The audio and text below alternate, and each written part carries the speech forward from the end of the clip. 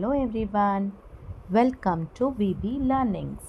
Today we are going to see from NCERT syllabus for class 7, lesson number 6, रक्त और हमारा शरीर, and it's written by Yatish Agrawal. This lesson is about blood, and in this lesson we are going to learn about how the blood is important for our body, what are the particles present in blood, and what is white blood cell, what is red blood cell, what is anemia, and about the blood banks, and many more things about blood. So let's get into the lesson. रक्त और हमारा शरीर. The meaning of the topic is blood and our body. Divya Anil की छोटी बहन है. Divya is Anil's younger sister. यूँ तो वह शुरू से ही कमज़ोर है, although she is week from the beginning, लेकिन इधर कुछ दिनों से उसे हर समय थकान महसूस होती रहती है. But from the few days she used to feel tired all the time.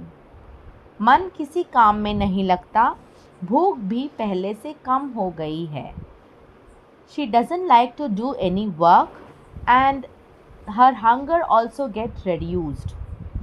अस्पताल में उसे डॉक्टर ने देखा तो कहा, लगता है दिव्या के शरीर में रक्त की कमी हो गई है. Now when the doctor saw her in the hospital, she said, look like there is lack of blood in Divya's body. जांच कराकर देखते हैं. Let's get tested. यह कहकर उन्होंने दिव्या को रक्त की जांच के लिए पास के एक कमरे में भेज दिया. Saying this, she sent Divya to a nearby room for a blood test. वहाँ अनिल को अपनी ही जान पहचान की डॉक्टर दीदी दिखाई दी. There Anil saw one of his well known doctor sister. Doctor दीदी ने कहा, कहो अनिल, कैसे आना हुआ. डॉक्टर सिस्टर सेड, से Anil, how did you come here. Anil ने बताया कि डॉक्टर ने दिव्या को खून की जांच के लिए आपके पास भेजा है. Anil told that the doctor send Divya to you for a blood test.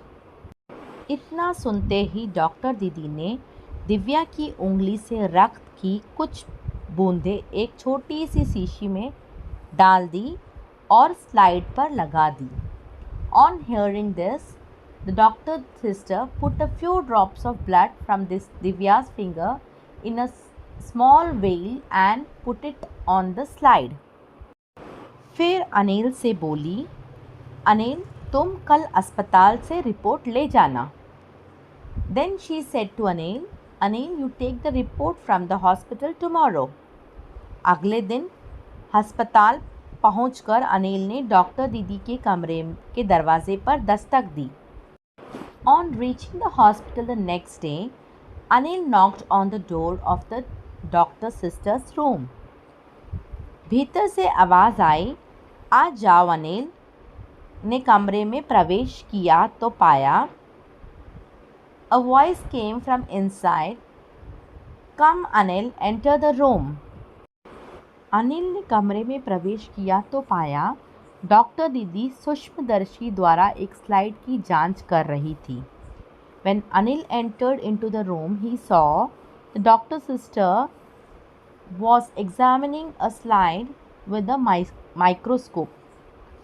दीदी के इशारे से वह पास रखी एक कुर्सी पर बैठ गया. With the gesture of sister, he sat down on a chair kept nearby. Slide की जांच पूरी होने पर डॉक्टर दीदी ने साबुन से हाथ धोए और तौलिए से पोंछती हुई बोली, अनिल, दिव्या को एनीमिया है. After examining the slide, Dr. Sister washed her hands with soap and wiped her hands with a towel and said, Anil, Divya has anemia. चिंता की बात नहीं, कुछ दिन दवा लेगी तो ठीक हो जाएगी। Don't worry, if you take medicine for a few days it will be fine. Anil के मन में जिज्ञासा हुई। वह बोला, दीदी एक सवाल पूछूं?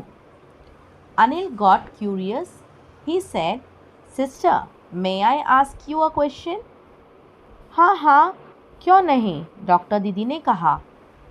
Yes yes, of course, why not? Anaemia से आपका क्या मतलब है दीदी? उसने पूछा। What do you mean by anaemia sister? He ask. यह जानने के लिए तुम्हें रक्त के बारे में जानना होगा, डॉक्टर दीदी ने कहा। To know about this you have to know about blood, doctor sister said. फिर बोली, अनिल, देखने में रक्त लाल द्रव के समान दिखता है, किंतु इसे सूक्ष्मदर्शी द्वारा देखें तो यह भानुमति के पिटारे से कम नहीं है। Then she said, Anil, blood look like a red liquid inside, but if you look at it under a microscope, it is no less than Pandora's box. मोटे तौर पर इसके दो भाग होते हैं। Broadly it has two parts. एक भाग वह जो तरल है, जिसे हम प्लाज्मा कहते हैं। One part is that liquid which we call plasma. दूसरा वह जिसमें छोटे बड़े कई तरह के कण होते हैं, कुछ लाल, कुछ सफ़ेद और कुछ ऐसे जिनका कोई रंग नहीं, जिन्हें विबाणु, प्लेटलेट कण कहते हैं। Second, the one in which there are many types of particles. Some are red, some which have no colors, which are called platelet particles. ये कण प्लाज्मा में तैरते रहते हैं and these particles float in the plasma. इतना कहकर doctor दीदी ने सूक्ष्मदर्शी के नीचे एक स्लाइड लगाई, उसे फोकस किया और बोली, देखो अनिल, सूक्ष्मदर्शी द्वारा जो कण तुम्हें दिखाई दे रहे हैं, ये है लाल रक्त कण। Saying this, Dr. Sister put a slide under the microscope, focused it and said, Look Anil, the particles you see through the microscope are red blood cell. Slide देख मानो आश्चर्य से उछल पड़ा था अनिल। रक्त की एक बूंद में इतने सारे कण, इसकी तो वह कल्पना भी नहीं कर सकता था। Looking at the slide, it was as if Anil had jumped in surprise. So many particles in a drop of blood. He couldn't even imagine it. वह बोला, इन्हें देखकर तो ऐसा लग रहा है मानो बहुत सी छोटी छोटी बालूशाही रख दी गई हो। He said, looking at them, it seems as if many small balushahi, that is a sweet dish, have been kept. हाँ, दीदी बोली, लाल कण बनावट में बालूशाही की तरह ही होते हैं। Yes, दीदी, that sister said, the red particles are like that balushahi in textures, that is a sweet dish, okay? गोल और दोनों तरफ अव्वल, यानी बीच में दबे हुए। Round and concave on both the side, that is hollow in the middle. रक्त की एक बूंद में इनकी संख्या लाखों में होती है। Their number in a drop of a blood is in millions. यदि हम 1 मिलीमीटर रक्त ले तो उसमें हमें 40 से 55 लाख कण मिलेंगे। If we take 1 millimeter of blood, we will get 40 to 55 million particles in it. इनके कारण ही हमें रक्त लाल रंग का नज़र आता है। Due to this, we see blood red in color. ये कण शरीर के लिए दिन रात काम करते हैं. These particles work day and night for the body. सांस लेने पर साफ हवा से जो ऑक्सीजन तुम प्राप्त करते हो उसे शरीर के हर हिस्से में पहुंचाने का काम इन कणों का ही है. The work of transporting the oxygen that you get from the clean air on breathing to every part of the body is the work of these particles. इनका जीवन काल लगभग 4 महीने होता है. The lifespan of these is about 4 months. 4 महीने के होते होते ये नष्ट हो जाते हैं, लेकिन एक साथ नहीं, धीरे धीरे. By the time they are 4 months old, they are destroyed but not together, gradually. कुछ आज, कुछ कल, कुछ उसके अगले दिन. Some today, some tomorrow, some the next day. तब तो कुछ ही महीनों में ये खत्म हो जाते होंगे, अनिल ने कहा. Then it would be over in few months, said Anil. यह सुनकर डॉक्टर दीदी मुस्कुरा उठी. बोली, नहीं, ऐसा नहीं होता. Hearing this, the doctor's sister smiled and said, No, it doesn't happen. शरीर में हर समय नए कण बनते रहते हैं जो नष्ट कणों का स्थान ले लेते हैं. And new particles are formed all the time in the body which take the place of the destroyed particles. हड्डियों के बीच के भाग मज्जा में ऐसे बहुत से कारखाने होते हैं जो रक्त कणों के निर्माण कार्य में लगे रहते हैं. There are many such factories in the marrow which are engaged in the production of blood cells. इनके लिए इन कारखानों को प्रोटीन, लौह तत्व और विटामिन रूपी कच्चे माल की ज़रूरत होती है. For this, these factories need raw materials in the form of proteins, ions and vitamins.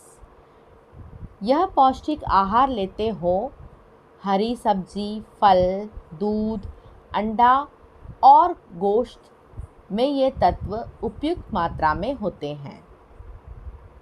Do you take this nutritious diet? Green vegetables, fruits, milk, eggs, meat contain these elements in suitable quantities. यदि कोई व्यक्ति उचित आहार ग्रहण नहीं करता तो इन कारखानों को आवश्यकता अनुसार कच्चा माल नहीं मिल पाता. If a person does not take proper diet, then these factories cannot get the required raw material. नतीजा यह होता है कि रक्त कण बन नहीं पाते, रक्त में इनकी कमी हो जाती है. The result is that the blood cells are not able to form. There is a lack of them in the blood. लाल कणों की इसी कमी को एनीमिया कहते हैं. This deficiency of red cells is called anemia. तो क्या संतुलन आहार लेने मात्र से हम एनीमिया से बचे रह सकते हैं? अनिल ने सवाल किया. So, can we avoid anemia just by taking a balanced diet? Anil questioned. दीदी बोली, हाँ, यह कहना काफ़ी हद तक सही होगा. The doctor sister said, it would be quite right to say this. यूँ तो एनीमिया बहुत से कारणों से हो सकता है, किंतु हमारे देश में सबसे बड़ा कारण पौष्टिक आहार की कमी है. Although anemia can be due to many reasons, but in our country the biggest reason for this is in the lack of nutritious food. इसके अलावा इस रोग का एक और बड़ा कारण है पेट में कीड़ों का हो जाना। Apart from this, there is another big reason for this disease, the presence of worms in the stomach. यह कीड़े प्रायः दूषित जल और खाद्य पदार्थों द्वारा हमारे शरीर में प्रवेश करते हैं। These worms often enter our body through contaminated water and food items. अतः इनसे बचने के लिए यह आवश्यक है कि हम पूरी सफाई से बनाए गए खाद्य पदार्थ ही ग्रहण करें। Therefore, to avoid them, it is necessary that we should eat only cleanly prepared food items. भोजन करने के पूर्व अच्छी तरह से हाथ धो लें और साफ पानी ही पिएं। Before eating food, we should wash our hands thoroughly and drink only clean water. और हाँ अनिल, एक किस्म के कीड़े भी हैं जिनके अंडे ज़मीन की ऊपरी सतह में पाए जाते हैं। And yes Anil, also one type of insect is there whose eggs are found in the upper surface of the ground. इन अंडों से उत्पन्न हुए लार्वा त्वचा के रास्ते शरीर में प्रवेश कर आंतों में अपना घर बना लेते हैं। The larvae produced from these eggs enter the body through skin and makes their home in the intestine. इनसे बचने का सहज उपाय है कि शौच के लिए हम शौचालय का ही प्रयोग करें और इधर उधर नंगे पैर ना घूमें। The easy way to avoid them, we should use the toilets and we should not walk barefoot here and there. दीदी, यह तो बहुत ही महत्वपूर्ण बात बताई आपने, अनिल बोला। Anil said, Sister, now what you have said is very important. वह पल भर सोच में डूबा रहा। He was immersed in thought for a moment. फिर बोला, आपने बताया था कि रक्त में सफ़ेद कण और बीजाणु प्लेटलेट कण भी होते हैं। शरीर में उनका क्या काम है? And then he said again, you told that there are white particles and platelets in the blood too. What is their function in the body? दीदी बोली, सफ़ेद कण वास्तव में हमारे शरीर के वीर सिपाही हैं। Now the sister said, white particles are really the brave soldiers of our body. जब रोगाणु शरीर पर दावा बोलने की कोशिश करते हैं तो सफ़ेद कण उनसे डट कर मुकाबला करते हैं और जहाँ तक संभव हो पाता है रोगाणुओं को भीतर घर नहीं करने देते। When germs try to attack the body, the white particles fight with them and do not allow the microbes to dwell inside as far as possible. बस संक्षेप में यह मान लो कि वे बहुत से रोगों से हमारी रक्षा करते हैं। In short, just assume that they protect us from many diseases. और बीजाणु का काम है चोट लगने पर रक्त जमाव क्रिया में मदद करना।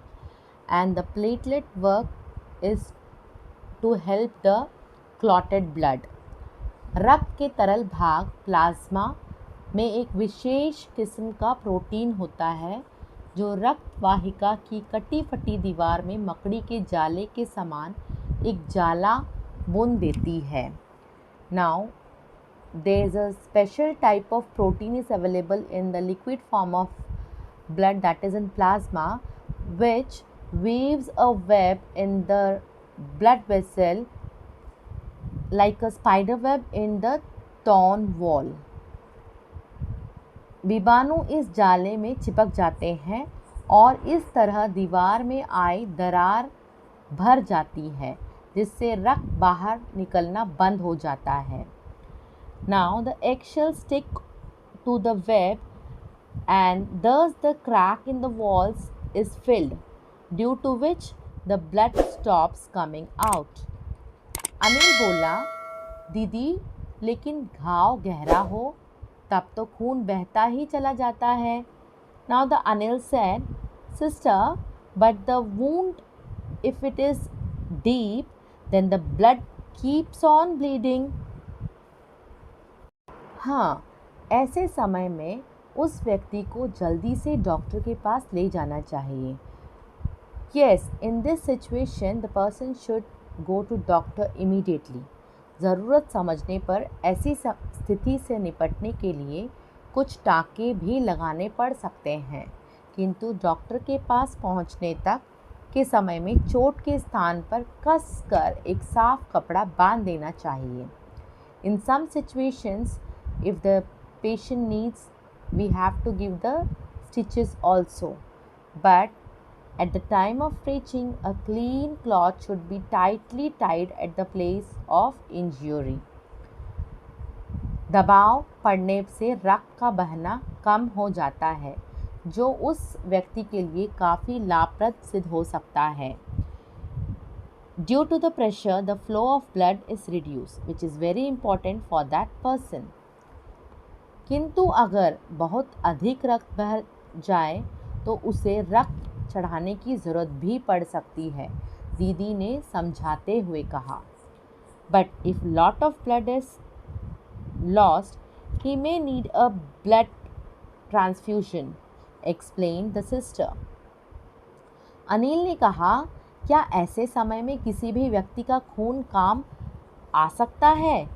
Now the Anil asked, in that situation we can give any type of blood to the person. दीदी बोली, अनिल, हर किसी का रक्त एक सा नहीं होता. Now the sister said, Anil, everybody's blood is not same. कुछ विशेष गुणों के आधार पर रक्त को 4 मुख्य वर्गों में बांट दिया गया है. On the basis of some special properties, blood has been divided into 4 main classes. ज़रूरतमंद व्यक्ति के रक्त समूह की जांच करने के बाद उसे उसी रक्त समूह का रक्त चढ़ाया जाता है. Now, after checking the blood group of the needy person, he is given blood of that group only. लेकिन ज़रूरत के समय यदि उस रक्त समूह का कोई व्यक्ति मिले ही नहीं, तब अनिल ने पूछा, But what if a person of that blood group is not found at the time of need? Anil asked. ऐसी आपात स्थिति के लिए ही ब्लड बैंक बनाए गए हैं. Blood bank have been made for such emergencies only. प्राय हर बड़े अस्पताल में इस तरह के बैंक होते हैं जहां सभी प्रकार के रक्त समूहों का रक्त तैयार रखा जाता है. There are such banks in almost every major hospitals where blood of all types of blood groups is kept ready. किंतु इन ब्लड बैंकों में रक्त का भंडार सुरक्षित रहे, इसके लिए यह आवश्यक है कि हम समय समय पर रक्तदान करते रहें, दीदी ने कहा. But the stock of blood in these blood banks should be safe. For this, it is necessary to keep donating blood from time to time, the sister said. क्या मैं भी रक्तदान कर सकता हूँ? अनिल ने पूछा. Can I donate blood too? Anil asked. नहीं, अभी तुम छोटे हो. No, you are too young now. 18 वर्ष से अधिक उम्र के स्वस्थ व्यक्ति ही रक्तदान कर सकते हैं. Only healthy people above the age of 18 years can donate blood. एक समय में उनसे लगभग 300 मिलीलीटर रक्त ही लिया जाता है. Only about 300 ml of blood is taken from them at a time. प्रायः यह समझा जाता है कि रक्तदान करने से कमज़ोरी हो जाएगी, किंतु यह विचार बिल्कुल निराधार है. It is often understood that donating blood will lead to weakness, but this The idea is completely baseless. हमारा शरीर इतना रक्त तो कुछ ही दिनों में बना लेता है. Our body can make so much blood in few days. वैसे भी शरीर में लगभग 5 लीटर खून होता है. Anyway, there is blood about 5 liters in our body. इसमें से यदि कुछ रक्त किसी ज़रूरतमंद व्यक्ति के लिए जीवन दान बन जाए तो इससे बड़ी बात क्या होगी, दीदी समझाते हुए बोली. Anyway, there is about 5 liters of blood in the body. If one of the blood becomes a life-giving donation to a needy person, then what is the big deal? The sister said while explaining. फिर तो बड़ा होने पर मैं नियमित रूप से रक्तदान किया करूँगा, अनिल ने कहा. Then I will donate blood regularly when I grow up, Anil said. शाबाश अनिल, डॉक्टर दीदी ने अनिल की पीठ ठोकते हुए कहा. Well done Anil, doctor sister said to Anil while tapping on his back. So here we have finished our lesson, and in this lesson we have learned so many things related to blood and in what age we have to give the blood, how many blood we have in our body. And the message of this lesson is that we should take a balanced diet so that the lack of blood issues like anemia does not occur. And after the age of 18, after getting your health checkup on time, blood should be donated so that sick and accidental people who need blood can be helped. Also, we should never walk barefoot because many types of insects enter our body through the skin due to walking barefoot. Okay, so I hope this video will be useful for you.